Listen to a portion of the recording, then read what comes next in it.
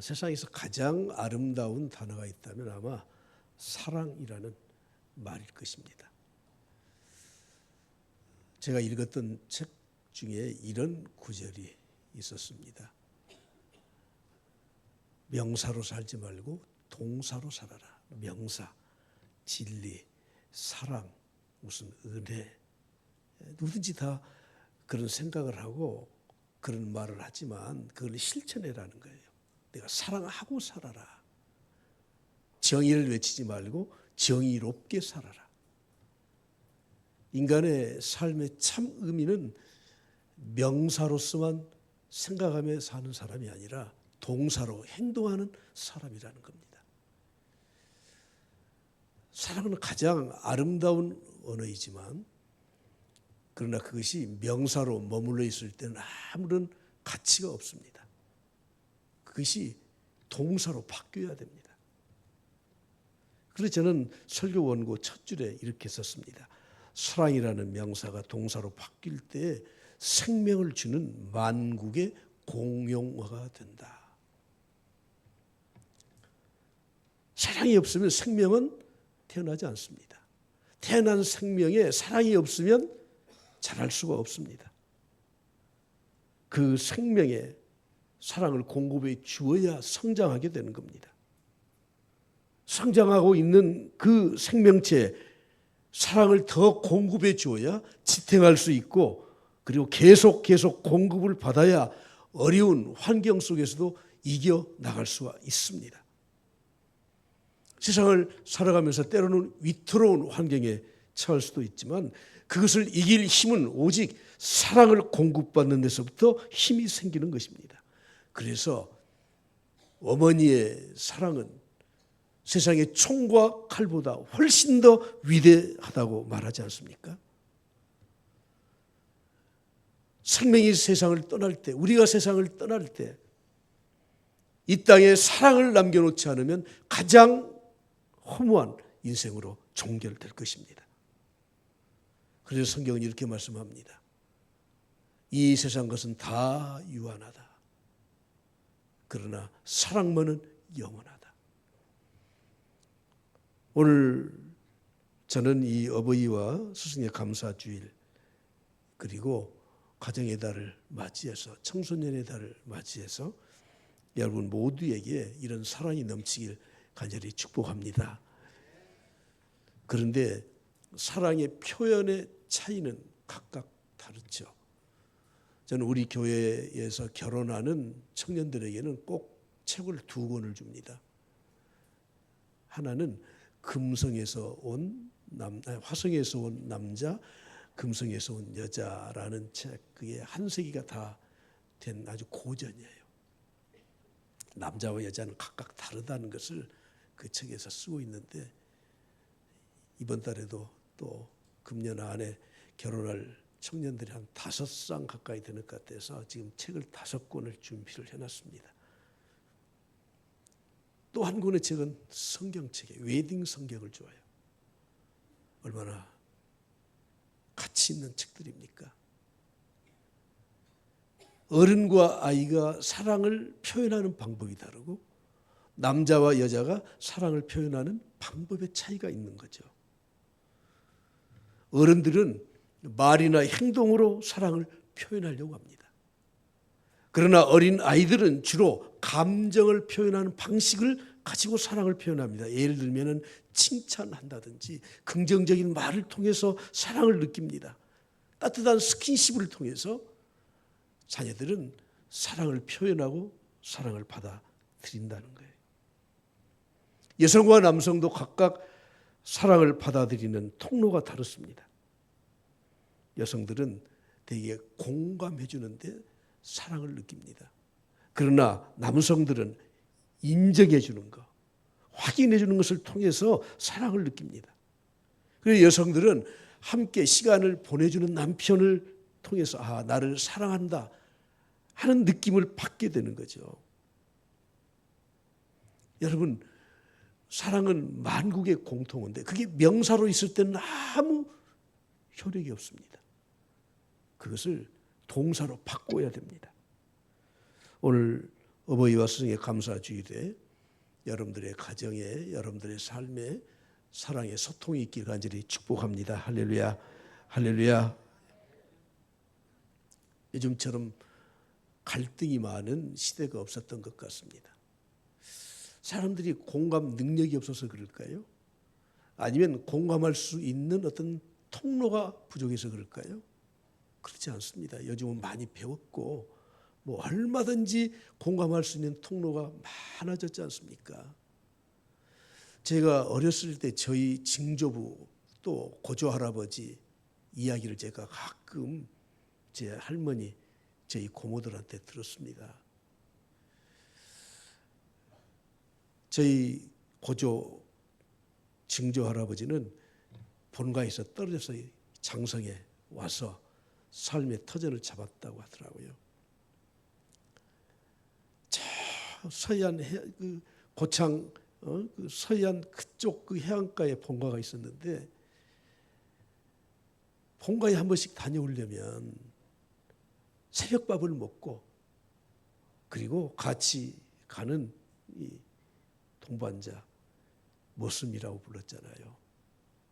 제가 이번에 책을 내려고 하면서 제 제목을 이렇게 정했습니다. 나는 머슴으로 살고 싶었다.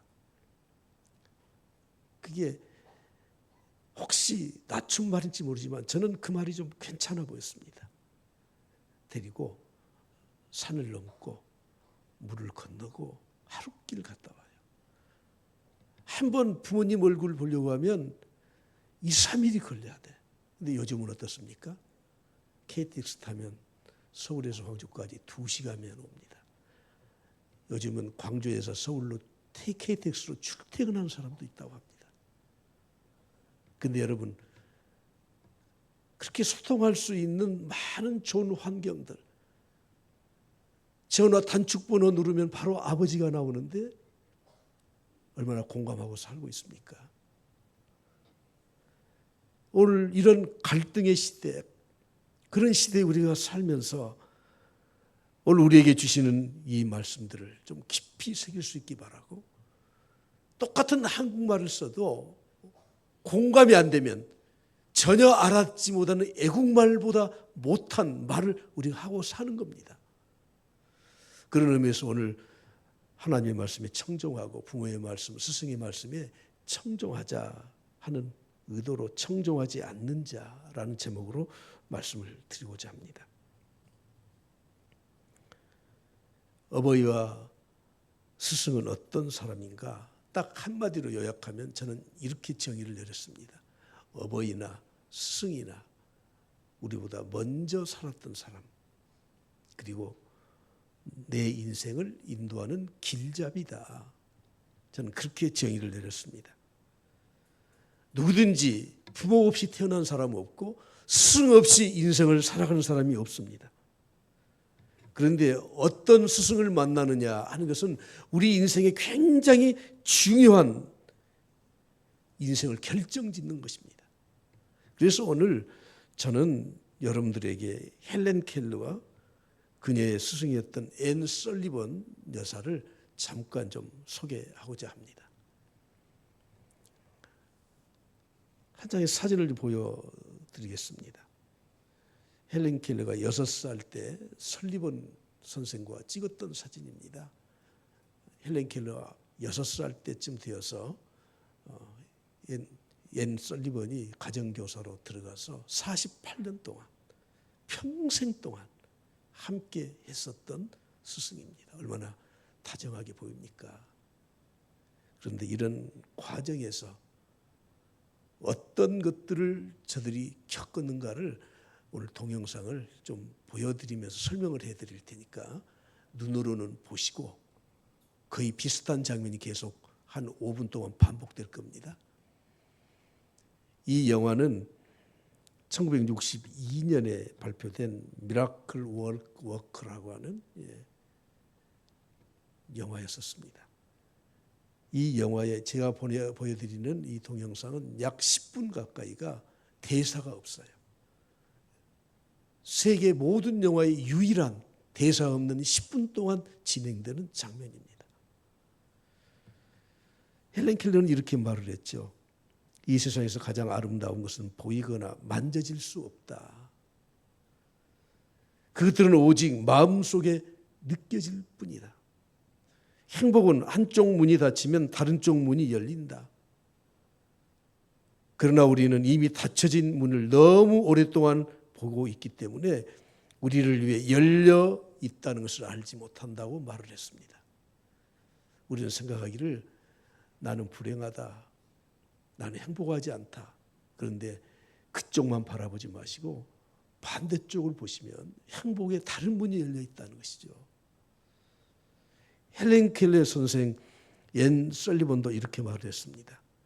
시작하고 실패하는 것을 계속해라. 시작하고 또 실패하는 것 계속해라는 겁니다. 왜냐하면 실패할 때마다 무엇인가 성취할 것이다. 내가 원하는 것은 성취하지 못할지라도 무엇인가 가치 있는 것을 얻게 될 것이라. 여러분들에게 미라클 워크라는 영화의 무언의 대사가 없는 장면을 보여드리면서 제가 몇 가지를 소개해 드리겠습니다. 영국의 수상 윈스턴 처칠은 헬렌 켈러는 우리 시대의 가장 위대한 여성이라고 말을 했습니다. 1999년 20세기를 마감할 때 갤럽이 선정한 20세기에 가장 널리 존경받는 인물 18명, 지난 세기 100년 동안에 가장 존경받는 인물, 세계 인물 18명 가운데 헬렌 켈러가 선정됐습니다. 그녀는 보지도 듣지도 말하지도 못하는 세 가지 장애를 가졌었죠. 그러나 사교춤도 배우고 승마도 배우고 영어 외에 라틴어, 프랑스어, 일어 등 독일어 등 5 나라의 말을 완벽하게 구사할 수 있었습니다.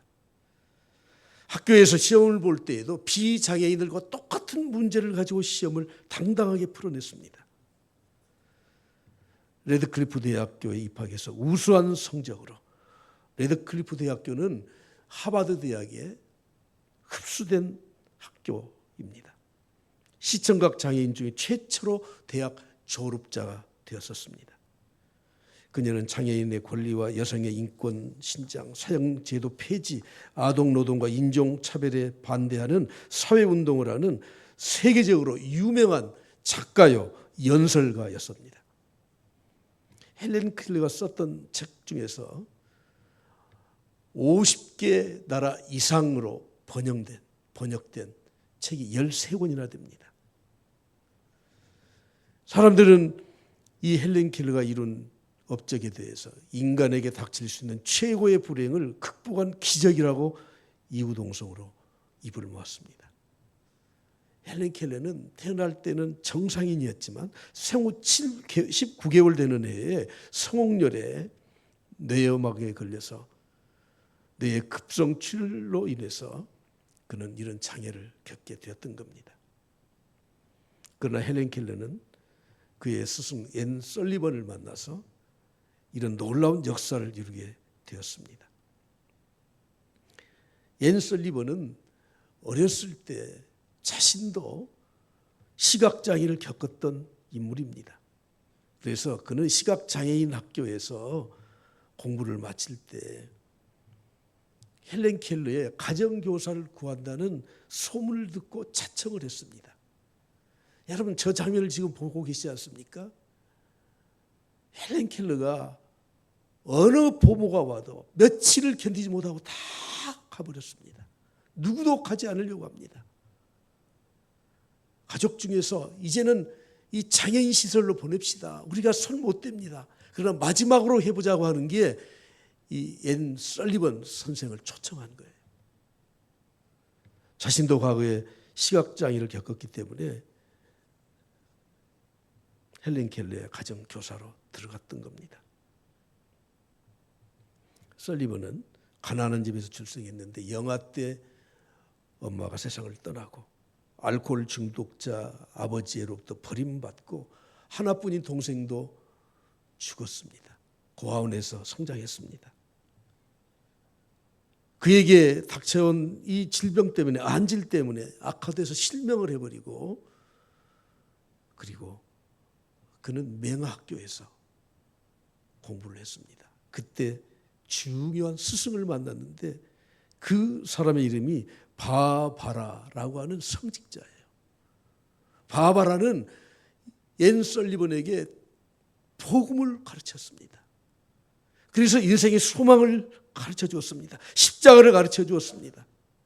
6년간 분투군 때 최우등생으로 졸업을 하게 되었고, 그리고 그 후에 신문사의 도움으로 개안수술을 통해서 시력을 약간 회복해서 살았습니다.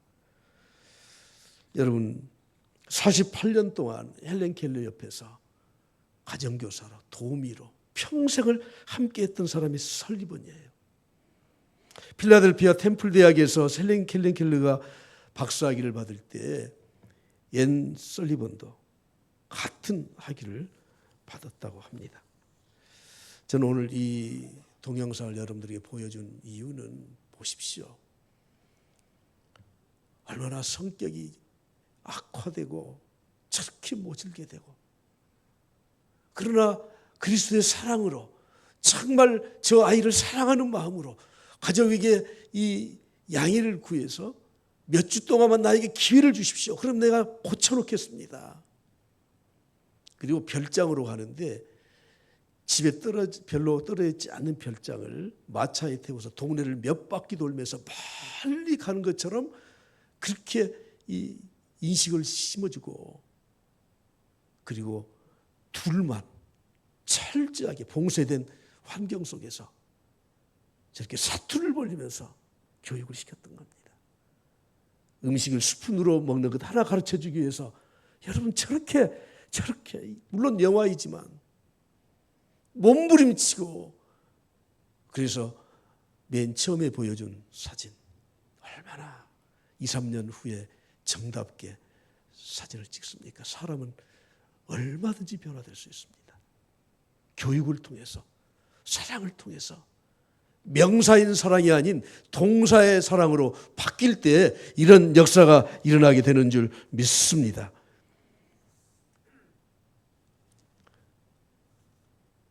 오늘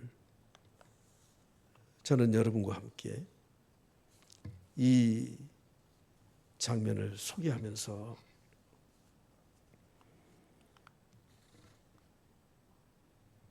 우리에게 정말 존중받는 스승, 그런 스승이 있는가? 아니, 내가 그런 부모와 스승으로서 자리를 지키고 있는가? 다시 한번 생각해 보기를 원합니다. 사람은 누구나 다 인격적이에요. 아무리 지능이 모자라도 인격적이에요. 아무리 성격이 모나도 인격이 있어요. 누구든지 사람에게는 인격이라는 게 있습니다. 그렇기 때문에 우리는 인격적으로 다가가고 인격적으로 대접해주고 안아주고, 그럴 때 사람에게는 얼마든지 변화될 수 있다고 하는 것입니다. 물론 헬렌 켈러와 앤 설리번 이 선생은 아주 특별한 어떤 경우라고 우리는 생각할지 모르지만, 그러나 스승과 제자, 부모와 자녀의 관계에서 이런 것들을 추구해 갈 때 우리도 이런 역사가 일어나게 될 줄 믿습니다. 그 예를 한번 찾아보겠습니다. 그건 바로 유대인들의 교육입니다. 유대인들은 그들의 신앙과 사상의 배경이 구약 성경에 있지 않습니까? 유대인들은 세계 80억 인구 중에서 약 0.2% 정도에 지나지 않는 1580만 명, 그것도 현재 이스라엘 본토에 약 900만 명밖에 살지 않습니다. 그러나 우리가 알고 있듯이 노벨상의 22%가 유대인들입니다. 세계 200대 재벌의 15%가 유대인들입니다. 미국 변호사의 30%가 유대인들입니다. 미국의 법대 교수, 의대 교수의 50%가 각각 유대인들입니다. 유대인 변호사, 주이스 로이, 그들은 일반 변호사보다 수임료가 2배, 3배 비쌉니다. 여러분, 어떻게 이 소수민족이, 그리고 나치에 의해서 600만 명이나 이 처형당했던 그 민족이 이런 결과를 가져올 수 있겠습니까? 그것은 교육 때문에 그렇게 된 겁니다. 유대인들은 세 가지 교육의 주체가 있는데, 첫째는 가정교육입니다. 둘째는 전문가 선생에게 교육을 받습니다. 셋째는 종교 지도자인 랍비에게 교육을 받습니다. 그들은 자기를 낳아주고 길러주고 가르쳐준 부모에 대해서 철저하게 존경합니다. 그들은 학교에서 배우는 스승에 대해서 그들은 100% 복종하고 존경합니다. 특히 랍비라고 하는 종교 지도자들은 그들의 생명을 돌봐주는 지도자로 알아서 평생 존경합니다. 랍비라고 하는 말의 뜻이 무엇입니까? 나의 크신 분이라는 거예요. 랍비라는 말의 뜻은 내 주, my Lord, 내 주라는 뜻이에요. 랍비를 주님으로 섬겨요, 그들은. 그래서 랍비들이 자녀들을 가르치는 이 교육의 교재를 묶어놓은 것이 탈무드 아닙니까? 여러분, 이 유대인들의 교육이, 탈무드가 그들을 세계 제1 민족으로 만들어 놓았던 것입니다. 그런데 여러분, 교회는 어떻습니까? 하나님의 교회는 최고의 경전인 성경이 있습니다. 하나님의 교회는 최고의 스승인 예수 그리스도가 계십니다. 하나님의 교회는 사람들을 감동시키시고 사람들에게 무한하게 은혜를 베푸시는 성령님의 역사가 있습니다. 그러므로 21세기 세상이 아무리 기울어지고 아무리 세상에 악히 성행한다고 해도 최후의 보루는 교회라는 걸 잊지 마십시오. 우리의 참 스승이 누구십니까? 예수 그리스도이십니다. 주님은 요한복음 15장에 13장에서 친히 제자들의 발을 씻어주는 세족 예식을 행하지 않습니까? 요한복음 13장 14절 15절에 보면은 내가 너희들의 발을 씻어주었다. 너희들이 서로 발을 씻어주는 것이 옳다. 그러면서 15절에 이렇게 말씀합니다. 다 같이 보겠습니다. 내가 너희에게 행한 것 같이 너희도 행하게 하라 하여 본을 보였노라. 예수 그리스도께서는 우리에게 발을 씻어주는 섬김의 본을 보여주셨던 거예요. 스승은 본이 되는 사람입니다. 삶의 본이 되는 사람입니다. 지식만을 전달하는 것을 강사라고 합니다. 삶을 가르쳐주는 사람이 스승입니다. 예수님은 우리에게 가장 먼저 섬김의 본을 보여주셨습니다. 요한복음 13장 16절 17절에 계속해서 이렇게 말씀합니다. 너희에게 이르노니 종이 주인보다 크지 못하고 보냄을 받은 자가 보낸 자보다 크지 못하다. 17절에 말씀하죠. 다 같이 봅니다. 시작. 너희가 이것을 알고 행하면 복이 있으리라. 너희가 이것을 알고 행해라. 명사로, 그래 섬김 좋은 거야. 두지 말고 행하라. 동사로 섬겨라. 그러면 복이 될 것이라고 말씀하고 있습니다. 우리가 살고 있는 21세기는 어느 나라나 어느 공동체나 학교나 교회까지도 마찬가지예요. 모두가 다 이기주의가 팽배해 있습니다. 엘리 프롬은 이렇게 말을 했습니다. 이기적인 사람은 다른 사람의 필요에 대한 관심이 없다. 다른 사람들의 존엄성이나 인격에 대한 존경 따위는 아예 안중에도 없다. 지금 세상이 그렇습니다. 이기주의적인 사람은 자기 자신 이외에는 아무도 보지 않는다. 모든 사람을, 모든 것을 자기에게 얼마나 쓸모가 있느냐 하는 것으로 판단한다고 하는 것입니다. 오늘 우리 교회까지도, 하나님의 교회까지도 이기적이에요. 다른 사람의 환경에 대해서 관심이 없습니다. 그러나 주님은 말씀하셨습니다. 우리의 승이신 주님은 다른 사람을 섬겨라. 발을 씻겨주기까지 섬겨라는 것입니다. 이것이 승이신 우리 주님의 가르침이십니다. 우리 주님은 우리에게 무엇을 가르쳐 주셨습니까? 생명을 살리는 법을 가르쳐 주셨습니다. 십자가에서 몸소 자기의 목숨을 내어 주심으로 우리를 살려주시는, 생명을 살려주시는 바로 본을 보여주셨습니다. 여러분, 복음이, 십자가가 무엇인가 어렵게 말할 필요 없어요. 간단해요. 복음은, 십자가는 생명을 살리는 것이다. 할렐루야.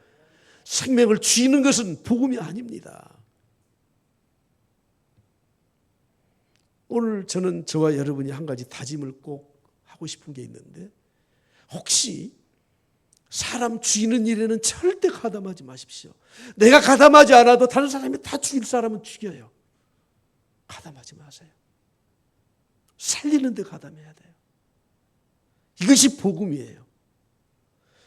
주님은 자신의 목숨을 십자가에서 내어주시기까지 우리를 살리시기 위해서 생명을 바쳐 주신 분이십니다. 세상의 누구도 어떤 종교도 생명을 살리는 이 십자가의 섬김에 대해서 흉내낼 수 없습니다. 그래서 기독교 외에는 진리가 없다고 하는 것입니다. 주님은 이 땅에 오신 목적을, 우리 주님은 이렇게 말씀하셨죠. 도둑은 도둑질하고 죽이고 멸망시키려고 왔다.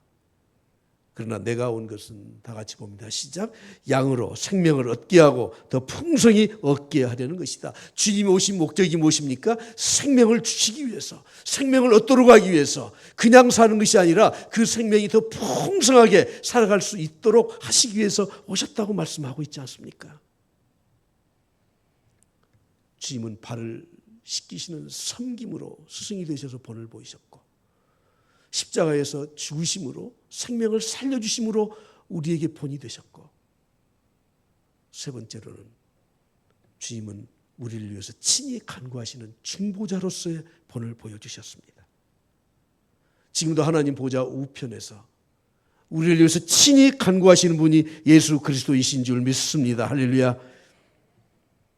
옥스포드 사전에 아버지는 어떤 사람인가 하는 것을 세 가지로 정리를 했습니다. 부모는 어떤 사람입니까? 나를 낳아주신 분이에요. 부모는 어떤 사람입니까? 나를 길러주신 분이에요. 부모는 어떤 사람입니까? 내가 잘 되기를 바라는 사람이에요. 하나님 아버지는 우리에게 생명을 주셨습니다. 지금까지 우리를 지키시고 인도하셨습니다. 그리고 지금도 하나님 보좌 우편에서 우리 주님은 우리를 위해서 친히 간구하고 계시는 분이 우리 주님이십니다. 그러므로 주님이 우리에게 가르쳐 주시는 스승의 본은 중보해라는 거예요. 대신해라는 거예요. 다른 사람을 위해서 기도해라는 거예요. 다른 사람이 잘 되도록 도와주라고 하는 거예요. 그것이 우리 주님이 우리에게 보여주신 스승의 본 아닙니까? 오늘도 우리 교회 중보기도실에서 시간을 정해놓고 기도하시는 분도 계시고, 새벽에 나오셔서 교회와 민족과 가정과 성도들의 가정을 위해서 기도한 분도 계시고, 교회는 나오지 못하시지만 그러나 자기가 맡은 자리, 그 자리에서 또 잠깐 기도하면서 중보하신 분도 계십니다. 여러분, 이 세상은 그냥 돌아가는 게 아니에요. 우리의 가정이, 하나님의 교회가 그냥 이루어지는 게 아닙니다. 기도로 중보하는 사람들, 다른 사람을 위해서 축복해 주는 사람들, 힘들고 어려운 사람들을 보고 참지 못해서 칼을 걷어붙이고 가서 내가 내 시간을 바치고 물질을 바치고 도와주면서 그 사람들을 이렇게 세워주기 때문에 이 사회가, 하나님의 교회가 이만큼 유지되고 있는 것이라고 하는 겁니다. 그럼에도 불구하고 오늘 우리가 사는 21세기, 특히 한국, 대한민국은 지금 위기를 맞은 거 아십니까? 왜 위기입니까? 경제적으로 힘들어서요. 국방의 이 전쟁의 위험이 항상 도사리고 있어서요. 왜 위기입니까? 스승들이 위기를 맞았기 때문에 그런 거예요. 인생의 길잡이가 되는 스승들이 위기를 맞았습니다. 그래서 위기입니다. 여러분, 학교에서는 선생님이, 교회에서는 목회자가, 그리고 가정에서는 부모가 마땅히 스승이 되어서 존경을 받아야 되는데 요즘 존경하지 않습니다. 언제부턴가 저도 청소년 때 그렇게 했는지 기억은 별로 없는데 아버지를 꼰대라 그러더라고. 우리 꼰대가 손가락도 올리더라고. 꼰대가. 여러분, 아무리 아버지가 자기에게 다 주지 못하고 좀 못 배우고 좀 그렇더라도 그런 생각 가진 자녀가 잘 될까요? 알코올 중독자로, 원고에 없는데 지금 생각나서 말하는 겁니다. 알코올 중독자로 엄마하고 이혼하고 그 딸을 초등학교 5학년 때인가요? 술만 먹으면 그 물분, 그 홧김 뭐 이런 것들이 막 폭발되니까 계모하고 같이 사는데 이유도 없이 연탄 집게로 막 찍어대고요. 그런데 지금 그분이 훌륭한 그리스도인으로 상담자예요. 우리 교회도 초청하고 싶지만 여건이 안 돼서 초청을 못해요. 아버지를 너무 사랑한대요. 와, 멋있지 않습니까? 왜 우리 사회가 위기입니까? 왜 이 나라가 위기입니까? 마땅히 부모가, 스승이, 목회자가 존경을 받아야 되는데 존경하지 않습니다. 실추된 이 명예와 영광이 회복되지 않는 한 이 나라는 소망 없습니다. 저는 이렇게 원고했었습니다. 어른을 모르면 사람이 아니고, 부모를 모르면 자녀가 아니고, 스승을 모르면 학생이 아니다. 저도 유명한 사람은 이런 얼록집이 나중에 나올 건데, 사랑하는 성도 여러분, 위기를 맞았습니다. 왜 위기입니까? 스승이 스승 노릇을 못하는 시대가 되었기 때문에 그렇습니다. 그리스 철학자 크세노폰이라는 사람이 그의 스승 소크라테스에 관련된 일화를 써놓은 책이 있는데 그 책에 이런 이야기가 있습니다. 그리스 군관학교를 막 수료하고 장교가 된 청년이 소크라테스를 찾아왔습니다. 그리고 인사를 하면서 말을 했습니다. 제가 장교됐습니다. 제가 군관학교에서 많이 배웠습니다. 소크라테스가 물었습니다. 그런가? 뭘 배웠나? 예, 제가 그 군관학교에서 배운 거 한 가지만 말씀드리면은 내 앞에도 내 뒤에도 내 옆에도 항상 좋은 사람을 두어라. 나는 그렇게 배웠습니다. 그래서 나는 항상 좋은 사람 두려고 합니다. 그래, 잘 배웠네. 그런데 한 가지 더 묻세. 그 선생님이 좋은 사람이 누구인지를 가르쳐 주는가? 그건 제가 못 배웠는데요. 그러면 빨리 가서 등록금 다 받아오게. 자네 헛것 배웠네. 사랑하는 성도 여러분, 좋은 사람이 누굽니까? 내가 옆에 두어야 될 사람이 누굽니까? 내가 따라야 될 사상이 무엇입니까? 내가 살아야 될 인생길이 무엇입니까? 여러분, 이것을 모르고 이것을 가르치지 않고 어떻게 스승이라 할 수 있습니까? 참 스승은 잘못을 지적해서 가르쳐주고 잘하는 것은 칭찬해서 더 하도록 격려해 주는 것이 스승이 하는 일이에요. 미켈란젤로가 14살 때 당시에 최고의 조각가 스승인 보톨로 지오반니를 찾아갔습니다. 지오반니가 미켈란젤로를 테스트해 보니까 탁월한 재능을 가지고 있어요. 그래서 제자로 삼기 위해서 너는 네가 가지고 있는 이 재능과 기술로 예술품을 만들어낸다고 생각하지 마라. 그리고 두 군데를 데리고 왔습니다. 첫 번째 데리고 간 것은 술집을 데리고 왔습니다. 술집에 가니까 그 앞에 아주 찬란하게 깎아놓은 조각상이 있어요. 미켈란젤로 감탄했습니다. 아니, 술집에도 이런 조각상이 있네요. 두 번째는 교회, 성당으로 데려왔습니다. 성당 앞에 또 훌륭한 초각상이 있었습니다. 미켈란젤로가 이야 멋있네요. 지오반니는 말했습니다. 그래, 네 작품이 술집에 있어야 되겠니? 교회에 있어야 되겠니? 당연히 교회에 있어야 되죠. 그러면 네 입으로 말을 해라. 그래서 미켈란젤로가 크게 3번을 말을 했습니다. 하나님을 위하여. 해보세요. 혹시 여러분들이 뭐 음료수라도 하잖아요. 3번을 하나님을 위하여, 하나님을 위하여, 하나님을 위하여.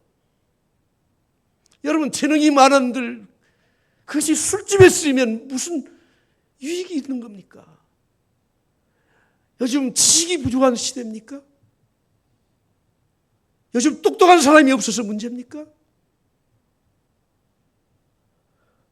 오늘 우리는 정신을 바짝 차려야 돼요. 스승은 가르치는 사람이에요. 무엇을 가르칩니까? 지식만 가르칩니까? 인생 길을 가르쳐줘야 되는 겁니다. 그러나 더 문제가 있습니다.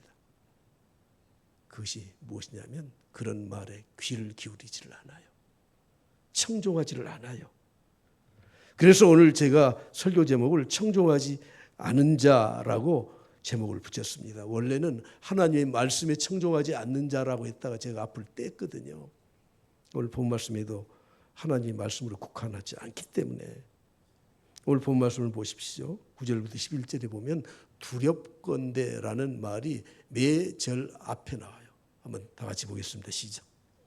두렵건대 내 전형이 남에게 잃어버리게 되며 내 수완이 잔인한 자에게 빼앗기게 될까 하노라.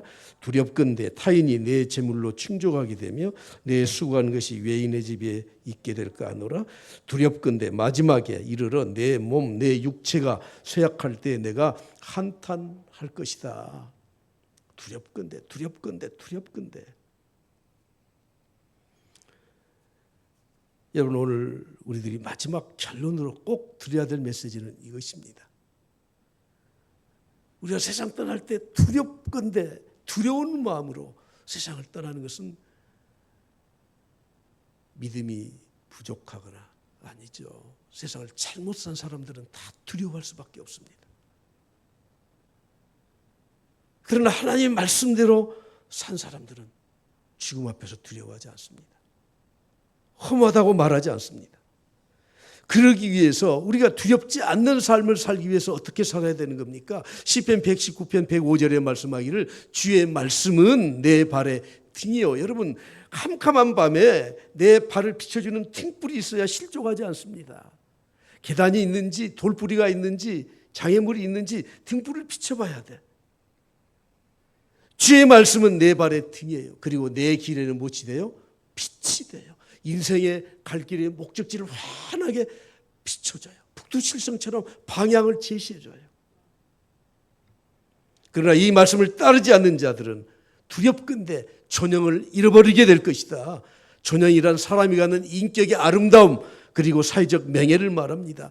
재물을 잃어버릴 것이다. 아니 잃어버린 것이 아니라 네가 기껏 번 돈을 타인들이 다 빼앗아갈 것이다. 두렵건대 내 몸의 육체 건강도 상실하게 되고 후회하게 될 것이라고 말씀을 하고 있습니다. 오늘 결론으로 12절 14절 말씀 보겠습니다. 그러면 그런 두려움을 겪지 않고 살려고 하면 어떻게 살아야 됩니까? 12절부터 14절 봉독합니다. 말하기를 내가 어찌하여 훈계를 싫어하며 내 마음의 꾸지람을 가볍게 여기고 내 선생의 목소리를 청종하지 아니하며 나를 가르치는 이에게 귀를 기울이지 아니하였던고 많은 무리들이 모인 중에서 큰 악에 빠지게 되었노라 하게 될까 염려하노라. 아멘.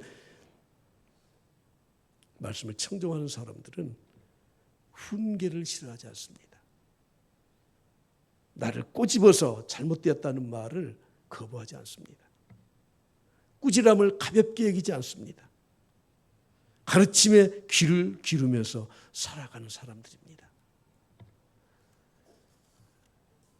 과거 유교에서 벼슬 없이 세상을 떠나면 위패에다가 맨 위에다 뭐라고 쓰신 줄 아시죠?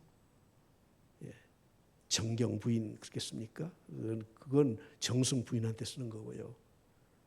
전부 다 학생이라고 써요. 학생이에요. 여러분, 인간은 죽을 때까지 학생이에요. 배워야 돼요. 유해에서 가르쳐진 깨달은 것 같아. 여기 계신 우리 90 다 되신 어르신들도 배우십시오. 예, 학교 입학하라는 말이 아니고 인생을 더 배우셔야 돼요. 목사도 배워야 되고 배워야 돼요. 오늘 우리 계신 말씀 기억하면서 어버이와 스승의 감사 주일에 어버이로서 또 하나님을 섬기는 자녀들로서 항상 주의 말씀에 청종하며 살기를 간절히 바랍니다.